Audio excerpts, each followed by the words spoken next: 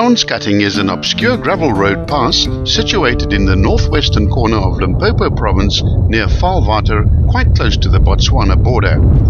It presents a challenge in that it's difficult to find and will test your orienteering skills and sense of direction to the limit, particularly from the northern side.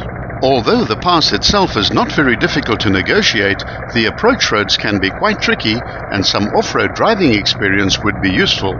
You'll need to be a dedicated pass hunter to tick this one off your bucket list.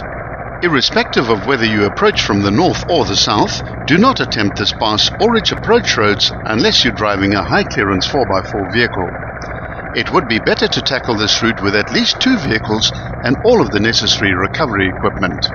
If you intend doing this route on an adventure motorcycle, make sure that your soft sand riding skills are up to scratch, as the sand monsters live here in abundance. This pass has set a new record on our database as having the most intricate and complex set of directions. If you intend driving this pass, you'll need to plot each set of GPS coordinates carefully to ensure that you don't get lost. We also advise printing the directions from the website and taking them along with you.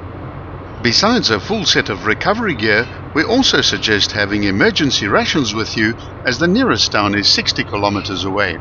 We filmed the pass from north to south, and as the pass begins, the road is fairly wide and in a good condition.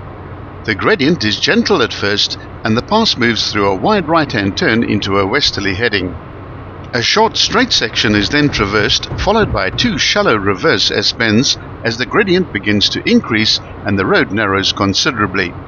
A small gully begins to appear on either side of the road, caused by water runoff, and game fencing is evident on both sides. The road condition worsens as the pass continues to climb through a series of shallow bends, then degenerates into a 2-spur track.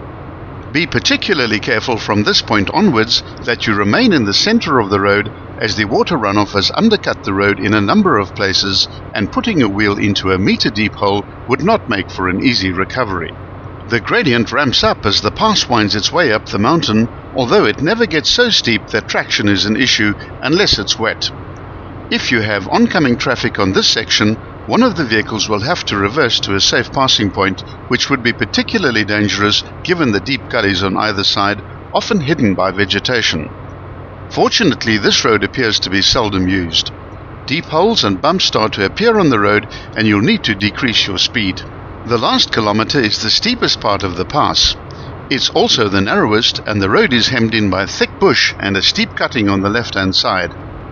As you approach the summit, the road widens again and the surface becomes a lot smoother, allowing you to relax a little as you near the end of the pass at the 4.8 kilometer point.